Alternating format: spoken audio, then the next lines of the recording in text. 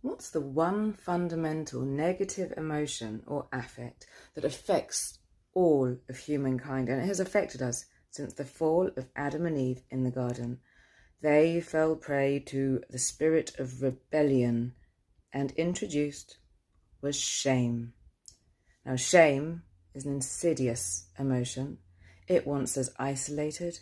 It wants us building walls of defense to let nobody in, not even those who are trustworthy.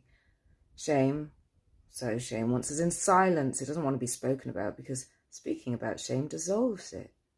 The enemy loves to hurtle shame bombs at us. That's why narcissists will dig into your past to find out what things in your life have given you a sense or feeling of shame, so they can just rewrap it up and throw it straight at you. Wahee! Shame fears rejection. And that's why shame is actually at the heart of all narcissistic personality types. Shame says, I am bad. And the thing is, the narcissistic person doesn't want to admit that shame is at their core. But shame says, I am bad. And instead,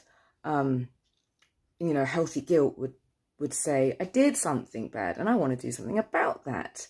But no, shame wants it to be definitive. I'm bad, I'm terrible, there's no hope. That's shame.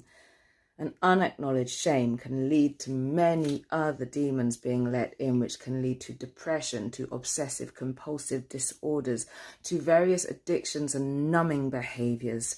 And I don't think anyone gets away, scot-free from being affected by shame at some level. So what do we do?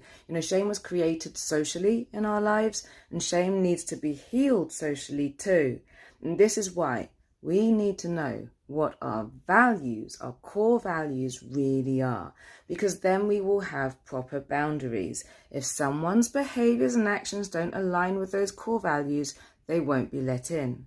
If they do align, and one of our core values is reciprocity, then when they reciprocate and, is a give and take between both of us, and I know it's a safe place to share, this is where we can share things that, where shame can be discussed. And therefore, through being discussed, it is dissolved and it heals. We need to own our stories. That helps us build resilience to shame. So even if it's just one or two people, find your safe people so that you can talk about these things and dissolve the shame.